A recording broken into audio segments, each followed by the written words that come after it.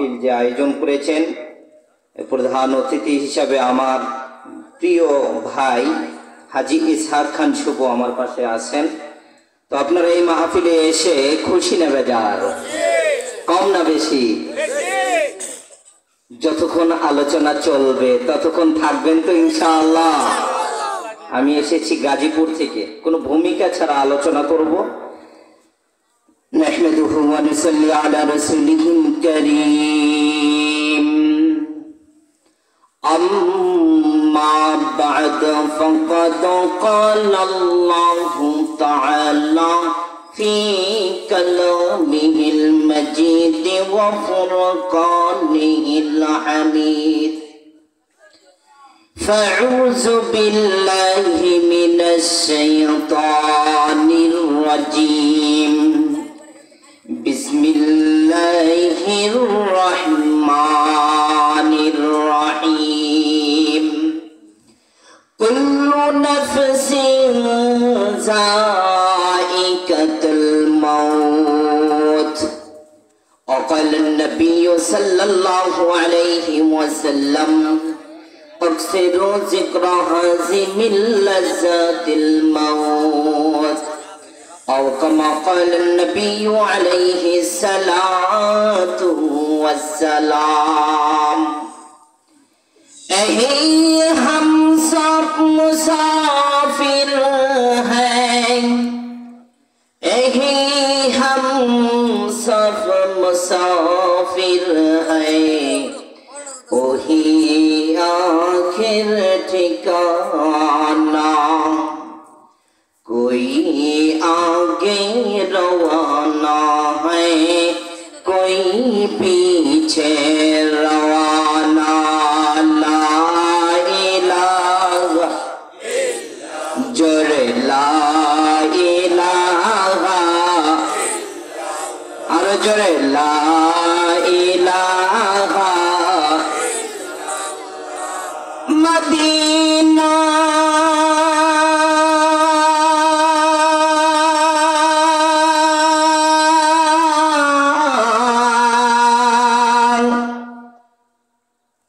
सोनार Medina,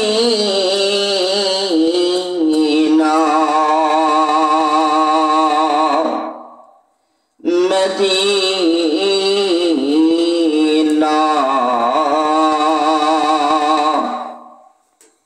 रौज़ा Medina, Medina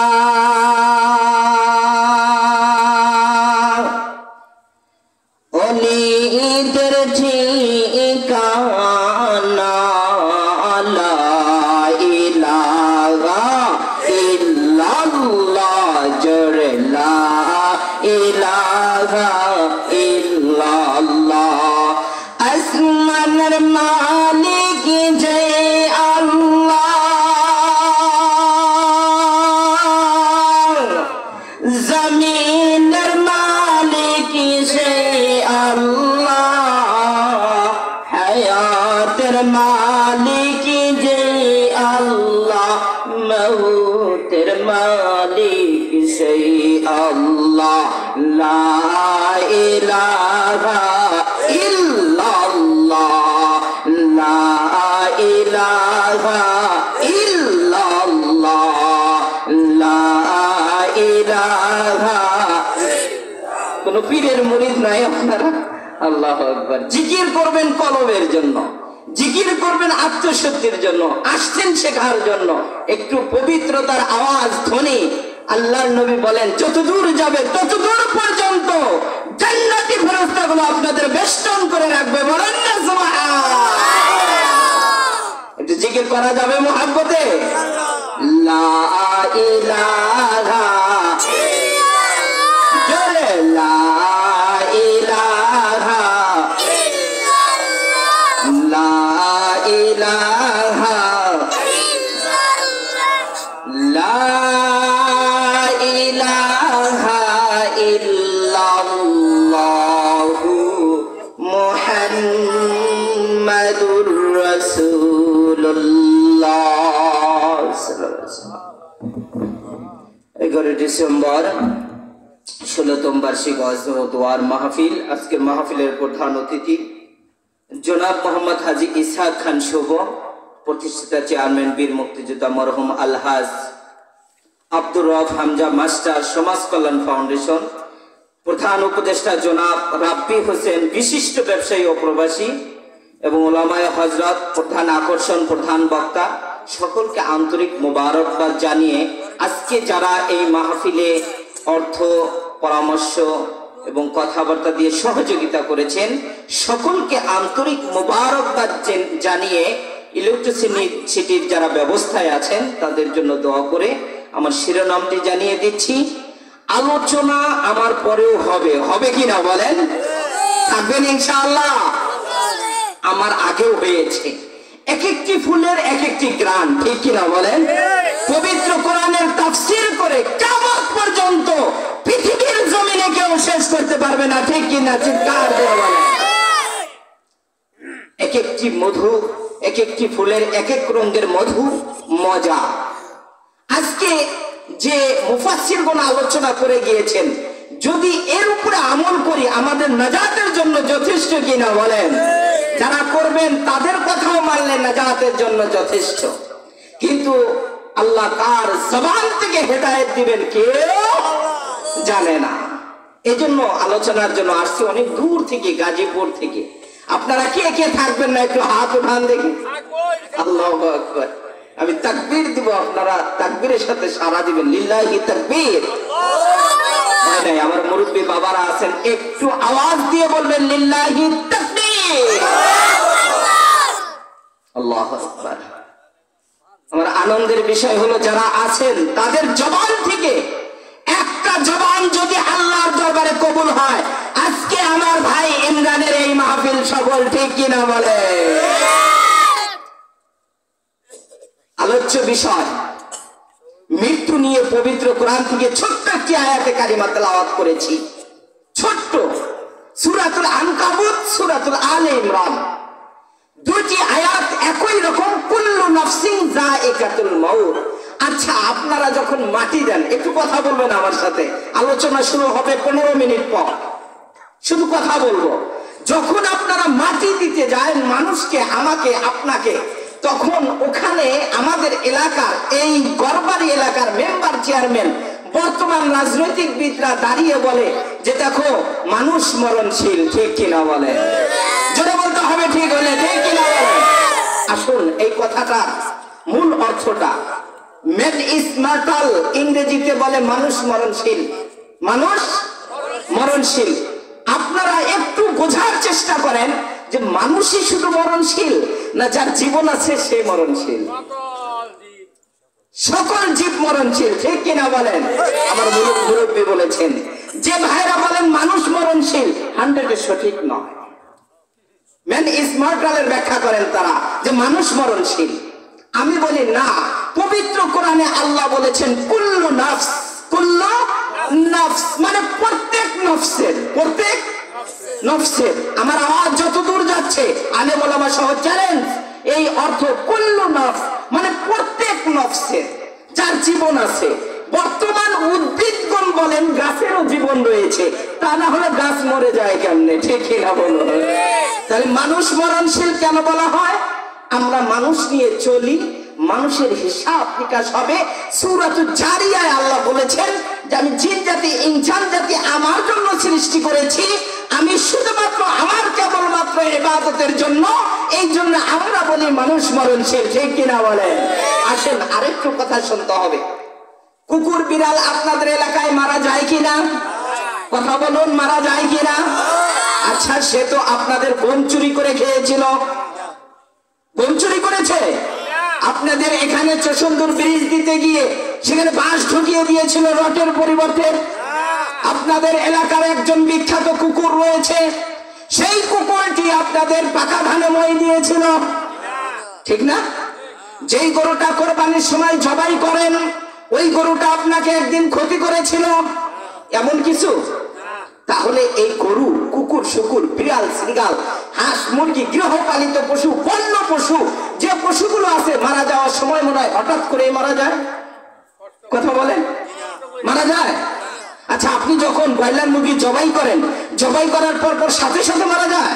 আমার সাথে কথা বলতে হবে, আলোচনা শুরু করে নেই, একটু কথা বলেন, কষ্ট দেব আপনাদের। তাহলে ব্রয়লার মুরগি যে আপনি জবাই করলেন, এটা কিন্তু এমনিতে মারা যায় নাই, গরুটা এমনিতে মারা যায় নাই, হাঁস মুরগি এমনি মারা গেল না। এরপরে আপনার জঙ্গলের প্রাণীগুলো এমনি মারা যায় না, মৃত্যুর সময় তার কষ্ট হয়, ঠিক কিনা বলে? আল্লাহর হাবিব বলেছেন, আকসিরু যিকরা হাযিমিল লাযযাতিল মাউত, মউতের স্বাদ তোমার ভক্ষণ করতে হবে, মউতের স্বাদ তোমার গ্রহণ করতে হবে। এই মউতের স্বাদটা এত কঠিন হবে, এত কঠিন হবে রে বান্দা, এত কঠিন হবে, যেই কঠিনের কারণে দুনিয়ার যত মজা রয়েছে, দুনিয়ার যত স্বাদ রয়েছে, দুনিয়ার যত আনন্দ রয়েছে, সমস্ত আনন্দ মজাগুলো তোমার কাছে বেহুদা মনে হবে, বেমজা হয়ে যাবে, ঠিক কিনা বলে? আরেকটু উদাহরণ দেই। কুড়িগ্রামের একটি ছোট্ট ঘটনা। বাবা মারা গিয়েছে, বাবা মৃত্যুর সময় জমিনের দলিলে ছিল দিতে পারে নাই। সন্তান ভাবতেছিল বাবা চলে গেল, জমিনের কাগজে, রেজিস্ট্রি কাগজে, দলিলে সাইন করে নাই, জমিগুলো নিতে পারছি না। এখন উপায় কি? 3 দিন পর লাশটা উঠানো হয়েছে, উঠানোর পর সেই সিলটা নেওয়া হয়েছে। এখন বলুন তো, এত সম্পদ আর ছেলে মেয়ে রেখে গিয়ে তার কোনো লাভ হয়েছে কিনা? সব বেমজা হয়ে গেল, বেকার হয়ে গেল। আমি আপনাদের বুঝাইতে চাই কোরআনের আয়াত, কুল্লু নাফসিন যায়িকাতুল মাউত, আনকাবুত এবং সূরা আলে ইমরান, যে প্রত্যেকটি নফসের জীবন যার রয়েছে, জীব যিনি দাবি করে তার মৃত্যুর স্বাদ ভোগ করতে হবে, করতে হবে কিনা বলেন? আচ্ছা, আরেকটি প্রশ্ন করি। আপনি উদাহরণস্বরূপ নাউজুবিল্লাহ, যে আমাদের নবী, বিশ্ব নবীকে মানেন না, বলেন না নাউজুবিল্লাহ। এরপরে আপনি ইসলাম, ইমান, ইকান কোনো কিছুই মানেন না, এটাও মানা যায়, বিশ্বাস করা যায়, মানুষে মেনে নিবে। বা একজন আরেকজনের সাথে বিতর্ক, এক ভাই বলে যে সিজদা করবো মাত্র একদিন, আর একদিন সিজদা করলে জান্নাতে চলে যাব, এটাও মানা যায়। আপনি বলেন যে সবচেয়ে বড় পীর হলো আব্দুল কাদের জিলানী, তার তরিকা যেটা আছে এটা মানলেই জান্নাতে যাওয়া যায়। আপনি বলেন কাউর ইবাদত করবো না, আমার মায়ের খেদমত করবো, এটাও মানা যায়। অথবা বললেন কাউকে মানবো না, এটাও মানা যায়। আমার হামজা ভাইকে, হামজা ভাইয়ের ছেলে মানবো না, ইসহাক সাহেবকে, এটাও মানা যায়। আওয়ামী লীগ বিএনপি কোনো কিছু মানি না, এটাও মানা যায়। কিন্তু আপনি কি বলতে পারবেন মৃত্যু আসবে না, এটা মানা যাবে? যাবে না, সম্ভব না। আপনি স্বীকার করলেও আসবে, না স্বীকার করলেও, বিশ্বাস করলেও 100 নয়, 100, 200, 300, আপনি মিলিয়ন বিলিয়ন যা বলেন, আপনার বিশ্বাস করলেও মৃত্যু আসবে, না করলেও। তার আরেকটি প্রমাণ দেই। কবরস্থান আছে আপনাদের এখানে আশেপাশে? নবীজি বলেছেন কবরস্থানে যাও, গেলেই বুঝতে পারবে আমার দাদা এখানে ইন্তেকাল করেছে, আমার থাকার সুযোগ নাই। মেডিকেলে যাও, যাওয়ার পরেই বুঝে আসবে যে আমার এই অর্থ সম্পদ কাজে আসবে না। এমন ঘটনা রয়েছে, বাস্তব ঘটনা বলতেছি।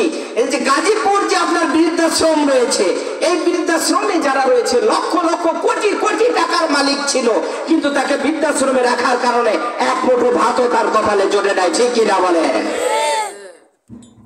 তাহলে তুমি সেখানে যাও, মেডিকেলে গেলে তোমার বিবেক খুলে যাবে। আমি একদিন মানুষ ছিলাম, আমার একটা নাম ছিল। একদিন আমি মানুষ ছিলাম, আমার একটা নাম ছিল। সবার মতো আমার দেহে রক্ত পানি ঘাম ছিল, ঠিক কিনা বলেন? একদিন আমি মানুষ ছিলাম, আমার একটা নাম ছিল। সবার মতো আমার দেহে রক্ত পানি ঘাম ছিল। নাম ধরে কেউ বলছে না, আর বলছে মরা লাশ। কাফন হবে জলদি কখন, নাইলে সর্বনাশ। গায়ের জোরে, ধনের জোরে কথা বলিতাম, গায়ের জোরে, ধনের জোরে কথা বলিতাম। অহংকারী বাহাদুরের সাথে চলিতাম। নাম ধরে কেউ বলছে না, আর বলছে মরা লাশ। দাফন হবে জলদি কখন, নইলে সর্বনাশ। রাত্রে সবাই আমার ঘরে লাশের ভয়ে কাঁদছিল, রাত্রে সবাই আমার ভয়ে লাশের ভয়ে, রাত্রে সবাই আমার ঘরে লাশের ভয়ে কাঁদছিল। একদিন আমি মানুষ ছিলাম, আমার একটা নাম ছিল, সবার মতো আমার দেহে রক্ত পানি ঘাম ছিল। ঠিক কিনা বলেন? এখন আপনার বাবা মরে যায়, দাদা মরে যায়, তাড়াতাড়ি ঘর থেকে বের করে দাও, উঠানের ভিতরে রাখো, আঙ্গিনায় রাখো, মশারি টানাইয়া দাও, তাড়াতাড়ি তাকে দাফন করে দাও। মরা লাশ দেখতে চাই না, জমিটা তাড়াতাড়ি ভাগ করা যাবে। ঠিক কিনা বলে? ও ভাই, সেজন্য আমার কথাগুলো অবাস্তব কিনা? বাস্তব। তাহলে আলোচনা চলবে ইনশাআল্লাহ। আমি আলোচনা করেছি যে প্রত্যেক নফসের জীবন যা রয়েছে তার মৃত্যুবরণ করতে হবে। বুড়া হলেও মরতে হবে, চাংড়া হলেও মরতে হবে, বুড়ি হলেও মরতে হবে। মা বোনেরা, যতদূর আওয়াজ যাচ্ছে, আপনি যে বলতেছেন পর্দা করব বয়স হলে, বাচ্চা নিলে, তারও মরতে হবে। আপনি যদি আওয়ামী লীগ করেন তাও মরতে হবে, বিএনপি করলেও মরতে হবে, হেফাজত করলে মরতে হবে, জাসদ মাসদ, আপনি যত দল করেন না কেন মৃত্যুর স্বাদ গ্রহণ করতে হবে। আর একটু আলোচনায় আসি। ফিরআউন কাফের না মুসলমান? একটু কথা বলেন, ফিরআউন কাফের না মুসলমান? সাদ্দাত কি তৈরি করেছিল? বেহেশত। মাশাআল্লাহ। সাদ্দাত তো আমাদের বাংলাদেশের জমিনে প্রত্যেকদিন 2 বার আসে না? চলে গেছে? কারণ চলে গেছে। কত শক্তিশালী বেঈমান, তারাও চলে গেছে। এখন আসুন যে হুজুর, যারা বেঈমান তারা চলে গেছে, যারা ইমানদার তারা তো আছে। ঠিক কিনা? তারা আছে। আমি সর্বশ্রেষ্ঠ, সর্বকুলের, সর্বমানব, সবার ঊর্ধ্বে যাকে আল্লাহ রাব্বুল আলামিন সালাম দিয়ে জমিন থেকে আসমানে নিয়ে মেরাজ করেছেন, তার নাম কি? বিশ্বনবী মুহাম্মদুর রাসূলুল্লাহ। পৃথিবীর জমিনে আছেন? আছেন? কোথায় গেছেন? আল্লাহর ডাকে সাড়া দিয়েছেন। ঠিক কিনা বলেন? বিশ্বনবী থাকতে পারে নাই, আমি তো থাকতে পারবো। পারবো? সম্ভব? আজকে একটি অ্যাম্বুলেন্স দেখতে দেখতে দেখতে পিছনে আমি আসতেছিলাম, আর আপনাদের শোনানোর জন্য নিয়ত করেছি। বাগদাদ শহরের একজন অ্যাম্বুলেন্স চালায়, অ্যাম্বুলেন্স চালিয়ে যায়, ড্রাইভার অ্যাম্বুলেন্স চালায়, মরা লাশ নিয়ে পিছনে একজন প্যাসেঞ্জার ছিল, ওই লাশের মালিককে নিয়ে সে গাড়ি চালায়। গভীর রজনী হয়ে যায়, ড্রাইভার সামনে দেখতে পায় হঠাৎ করে একজন সাদা পোশাকওয়ালা ফেরেশতার মতো মানুষ দাঁড়িয়ে যায়। ড্রাইভার হঠাৎ করে গাড়ি ব্রেক করে ফেলে। পিছনের আমার হাজী সাহেব ডাক দিয়ে বলে, ড্রাইভার তুমি গাড়ি কেন ব্রেক করো? আমার লাশ নিয়ে দ্রুত যেতে হবে, লাশ গন্ধ হয়ে যাচ্ছে, পচা হয়ে যাচ্ছে। ড্রাইভার বলে, হাজী সাহেব আমি তো ইচ্ছা করে দাঁড়াই নাই, একজন মানুষ আমাকে ইশারা করে বলল আমার উঠতে হবে। আমি জিজ্ঞাসা করলাম, মানাংতা, তোমার পরিচয়টা কি? কোথায় থেকে এসেছো? আইনা জিতা। আরবিতে জিজ্ঞাসা করলাম, কোথায় থেকে এসেছো? উত্তর নাই। এক উত্তর দিয়ে আমাকে বলল, আনা মুসাফির, আমি একজন মুসাফির, তোমার এই অ্যাম্বুলেন্সে উঠতে চাই। আচ্ছা বলেন তো হাজী সাহেব উঠতে দিবে কিনা? এটা কি যাত্রীবাহী গাড়ি? উঠতে দেবে না। হাজী সাহেব বলল, ড্রাইভার গাড়ি চালাও, গাড়ি চালাও, ড্রাইভার গাড়ি চালাও। আবার বাধ্য হয়ে ড্রাইভার গাড়ি স্টার্টিং শুরু করে দিল। আবার সামনে দাঁড়িয়ে গেল, ও ড্রাইভার আমাকে নিতে হবে, আমাকে যদি না নাও তাহলে গাড়ি চালাইতে দিব না। আবারও বললেন, দেখো তোমাকে নেওয়া যাবে না, আমার মালিক থেকে নিষেধ করা হয়েছে। মুসলমান ভাইরা আমার গভীর মনোযোগ, আমার মালিক নিষেধ করেছে, তোমাকে আমি উঠাইতে পারবো না। এখন ড্রাইভার যখন বারবার নিষেধ করে, এরপরে হঠাৎ করে তাকিয়ে দেখে পিছনে যেন সাদা পোশাকে একজন মানুষ বসে গিয়েছে। আবার জিজ্ঞাসা করলেন, ভাই কোথায় থেকে এসেছো, কি তোমার পরিচয়, মান আনতা? আবার একই উত্তর করলেন, আনা মুসাফির। এরপরে উত্তর করলেন, আনা মালাকাল মাউত। তুমি আমাকে উঠে দেবে না, মানতে পারি না। তুমি আমাকে নিবে না প্যাসেঞ্জার হিসাবে, তোমার মালিক নিষেধ করেছে। ও ড্রাইভার, তুমি যদি উঠতে না দাও তাও আমি উঠেছি, তুমি যদি আমাকে প্যাসেঞ্জার হিসাবে কবুল না করো তাও কবুল করে উঠেছি, তুমি যদি আমাকে গ্রহণ না করো গ্রহণ করতে হবে, তোমার গাড়ি ব্রেক হয়ে যাবে, আমি আজকে ড্রাইভিং করব। ড্রাইভিং তো আমার হাতে। হঠাৎ করে হাজী সাহেব পিছন থেকে তাকিয়ে দেখেন ড্রাইভার তার আপন সিটের উপরে হেলে ঝুলে পড়ে যাচ্ছে। জিজ্ঞাসা করলেন, ড্রাইভার গাড়ি চালাও চালাও চালাও, গাড়ি চালাও। ড্রাইভার রাত গভীর হয়ে যাচ্ছে, ড্রাইভার উত্তর করে না। আসল ড্রাইভার বসে গিয়েছে, ড্রাইভার আরো গাড়ি চালানোর শক্তি আছে কিনা বলে, বসে গিয়েছে, জান বের করে নিয়েছে, রূপ বের করে নিয়েছে। আসুন, মরতে হবে, মরতে হবে কিনা। আমি এতটুকু ভূমিকা বোঝানোর উদ্দেশ্য হলো যে মৃত্যু থেকে পলায়ন করার কোন সুযোগ আছে? আর একটু জোরে বলতে হবে, আছে। আপনি গাঁজা খান, মৃত্যু আসবে কিনা বলেন, কথা বলতে হবে। আপনি মজা খান, মৃত্যু আসবে কিনা বলেন। ও আমার যুবক ভাইয়েরা, আপনি পাবজি খেলান, মৃত্যু আসবে কিনা বলেন। আপনি অন্যায় ভাবে কাউকে হত্যা করেছেন, মৃত্যু আসবে কিনা বলেন। আপনি ফাঁসির কাজকে ঝুলিয়ে দিয়েছেন, মৃত্যু আসবে কিনা বলেন। আপনি আলেম ওলামাদেরকে নির্যাতন করেছেন, দেশ থেকে চলে যাবেন, মৃত্যু আপনাকে ছেড়ে দিবে, কথা বলতে হবে, ছেড়ে দিবে না। যেখানেই যাবেন, যেই অবস্থায় যাবেন, আপনি মৃত্যু থেকে পলায়ন করার কোন সুযোগ, মৃত্যু আসবে। তার প্রমাণ, একটা প্রমাণ মনে রাখবেন, জামালপুরি হুজুর বলে গিয়েছেন, পৃথিবীর সবকিছু অস্বীকার করা যাবে, মৃত্যু অস্বীকার করা যাবে না। তার মূল কারণ হলো বিশ্ব নবীর মৃত্যু হয়েছে, বলেন না সুবহানাল্লাহ। কিন্তু নবীর মৃত্যুটা হায়াতুন নবী। কি নবী? দুনিয়া থেকে তো চলে গিয়েছেন, ঠিক কিনা বলেন। মালাকাল মউত তো তার বুকের উপর বসেছিল, এটা তো সত্যি, ঠিক ঠিক কিনা বলেন।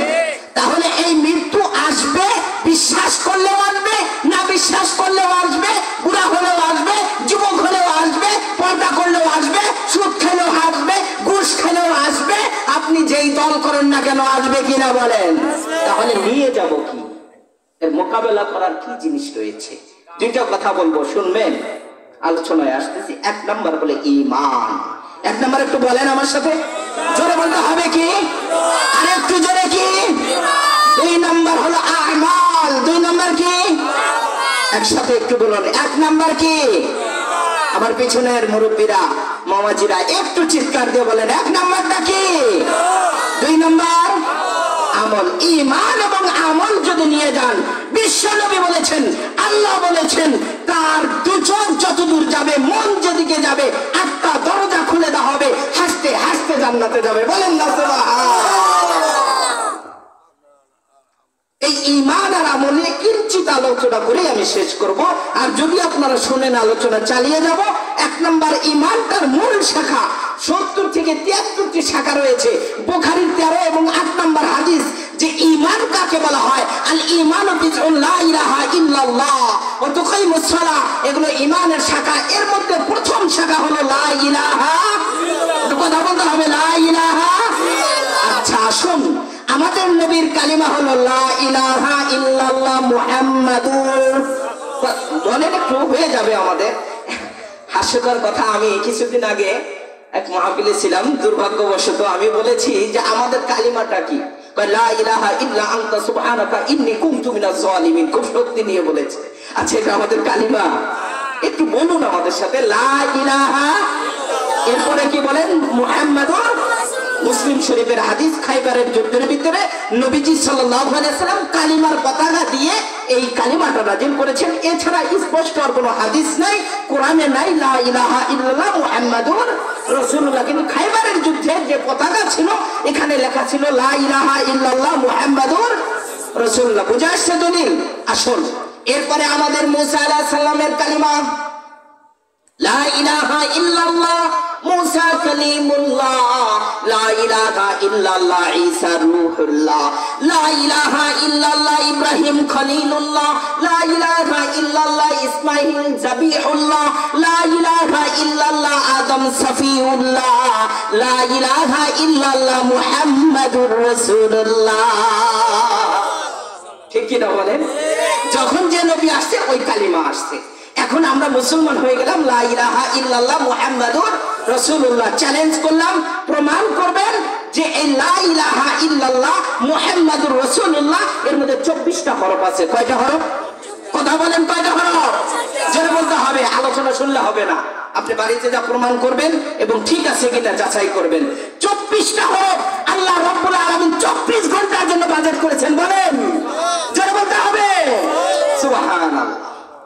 24টা ঘন্টা যদি লা ইলাহা ইল্লাল্লাহ জিকির করতে পারে, আল্লাহর হাবিব বলেছেন হাসতে হাসতে সে জান্নাতে চলে যাবে। বলেন সুবহানাল্লাহ। তাহলে কালিমা পড়েছি, এরপরে কালিমা শাহাদাত, কালিমা তামজিদ, তাওহীদ, ঈমানে মুজমাল, মুফাসসাল, এগুলো শাখা প্রশাখায় আসছে। মূল কালিমা হলো লা ইলাহা ইল্লাল্লাহ মুহাম্মাদুর রাসূলুল্লাহ। আপনাদের বলেছিলাম ঈমান আনা, এক নাম্বার কাজ হলো মৃত্যু নামক যন্ত্রণা থেকে বাঁচার জন্য লা ইলাহা ইল্লাল্লাহ দরকার। হাবিব সাল্লাল্লাহু আলাইহি সাল্লাম বলেছেন, মান ক্বালা লা ইলাহা ইল্লাল্লাহ দাখালাল জান্নাহ, মান ক্বালা লা ইলাহা ইল্লাল্লাহ, মান ক্বালা আখিরুল কালাম লা ইলাহা ইল্লাল্লাহ দাখালাল জান্নাহ। নবীজি বলেছেন, আল্লাহর উপরে বিশ্বাস রেখে আমি হাবিবের উপরে ঈমান এনে যদি কেউ মরতে পারে, সঙ্গে সঙ্গে তার জান্নাত হয়ে যাবে। বলেন সুবহানাল্লাহ। আরেকটি প্রশ্ন করব, মুরব্বীরা আছেন, সোজা উত্তর দিবেন। আপনারা যখন বলেন কোন লাশ মারা যায়, মানুষ মারা যায়, তখন আপনারা যা বলেন, লোকটা অনেক ভালো ছিল, কি সুন্দর কালিমা পড়তে পড়তে মারা গিয়েছে। ঠিক কিনা বলেন? যারা বলতে হবে ঠিক কিনা? আচ্ছা, আপনি একজন মূর্খ মানুষ, বুঝেন না কোরআন হাদিস, আপনি বললেন যে লোকটা ভালো ছিল, তার প্রমাণ হলো সে কালিমা পড়তে পড়তে মারা গিয়েছে। আশা করি আল্লাহ তাকে জান্নাত দান করবেন। ঠিক কিনা বলেন? ছোট্ট একটা ঘটনা বলি। ঘটনা হলো হাসান বসরির জামানা। হাসান বসরির জামানা, এই সময় হাসান বসরি সময় একজন মহিলা ছিল, রাবিয়া বসরি। কি নাম? কথা বলেন, কি নাম? রাবিয়া বসরি। রাবিয়া বসরি ছাগল পালন করতো। ছাগল রাবিয়া বসরি ছাগল পালন করতো। এখন রাবিয়া বসরি ওই ছাগল নিয়ে যাচ্ছেন, আর হাসান বসরি সামনে দিয়ে যাচ্ছে। এখন রাবিয়া বসরি হাসান বসরিকে বলতেছে যে, হাসান বসরি, এই ছাগলের দাড়িটা বেশি দামি না তোমার দাড়িটা বেশি দামি? কেউ কেউ বলেছেন আব্দুল কাদের জিলানীকে বলেছিল। যা হোক, যে জিজ্ঞাসা করার পর আব্দুল কাদের জিলানী বা হাসান বসরি বললেন যে, এই ছাগলের দাড়ি দামি না আমার দাড়িটা দামি, এটা আমি বলতে পারবো না। এটা বলবো যে কি, যখন আমি দুনিয়া থেকে চলে যাব তখন বলতে পারবো যে কোন দাড়িটা দামি ছিল। বলেন না সুবহানাল্লাহ। হাসান বসরি অথবা আব্দুল কাদের জিলানী পৃথিবীর জমিন থেকে চলে যাচ্ছেন। চলে যাওয়ার সময় সাদরিকরা পাশে ছিল। এই সাদরিকদের পাশে হাসান বসরি অথবা আব্দুল কাদের জিলানী জমান দিয়ে বললেন, লা ইলাহা ইল্লাল্লাহু মুহাম্মাদুর রাসূলুল্লাহ। লাশ যখন ওই রাবিয়া বসরির সামনে দিয়ে নিয়ে যাওয়া হচ্ছে, জিজ্ঞাসা করলেন, আমার একটা প্রশ্ন ছিল, লাশ নেওয়া যাবে না? লাশ যতক্ষণ উত্তর না দিয়ে যাবে ততক্ষণ পর্যন্ত আমি লাশকে দাফন করতে দিব না। সংক্ষিপ্ত করে বলি, আল্লাহ রাব্বুল আলামিন ওই লাশের গায়েব থেকে একটি আওয়াজ দিয়ে দিল, ও বুড়ি, তোমার চিন্তা করতে হবে না, তোমার ছাগলের দাড়ি থেকে আমার দাড়ি দামি বেশি। কারণ হলো, আমি মৃত্যুর সময় আল্লাহ রাব্বুল আলামিন আমার জবানে জারি করেছে, লা ইলাহা ইল্লাল্লাহু মুহাম্মাদুর রাসূলুল্লাহ। বুঝে আসছে? তাহলে আপনার আমার, এই যে আমি ইমাম, আমি একজন বড় আলেম, হাটহাজারী মাদ্রাসায় পড়েছি, হাজী সাহেব হজ করেছেন, হজ কাফেলা নিয়ে যান, সবকিছু ঠিক আছে। এখন যদি তার মৃত্যুটা কালিমার শহীদ আর আমার মৃত্যু যদি কালিমার শহীদ না হয়, তাহলে আমি ব্যর্থ কিনা? বলেন একটু জোরে বলতে হবে, ব্যর্থ কিনা? তাহলে ঈমান হলো আপনার 1 নাম্বার হাতিয়ার, 2 নাম্বার হলো আমল। 2 নাম্বার কি? এখন ঈমানটা কেমন আনবেন, আমলটা কেমন করবেন? এটা তো আসমান থেকে নবী আসবে না। আসবে? আমাদের আল্লাহ সরাসরি ওহী নাজিল করবেন। আচ্ছা, আপনাদের খারাপ লাগতেছে? তাহলে ইমান কিভাবে আনবো, ইমান কেমন করব, এইটার জন্য ছোট্ট একটা উপমা উদাহরণ দেব। অনেক শুনেছেন, আজকে আমার মুখে শুনবেন। আল্লাহ রাব্বুল আলামিন বলেছেন, আমিনু কামা আমানান নাস, তোমরা ঈমান আনো আমার ওই সাহাবাদেরকে দেখে দেখে। যারা ঈমান আনে তাদের ব্যাপারে আমি কোরআনের মধ্যে বলেছি রাদিয়াল্লাহু তাআলা আনহুম ওয়া রাদু আন, আমি রাজি হয়েছি তাদের জন্য, তারা রাজি হয়েছে কিনা অপ্রান্ত নিয়ামত জান্নাতের ব্যবস্থা করেছি। বলেন সুবহানাল্লাহ। কার কথা বলেছেন? আমিনু কামা আমানান নাস। এদের মধ্যে হলো সাহাবায়ে কেরাম। কি রয়েছে বলেন? একজন সাহাবার উদাহরণ দেব, শুধু একজন সাহাবা। একটু জিকির করতে পারবেন? লা ইলাহা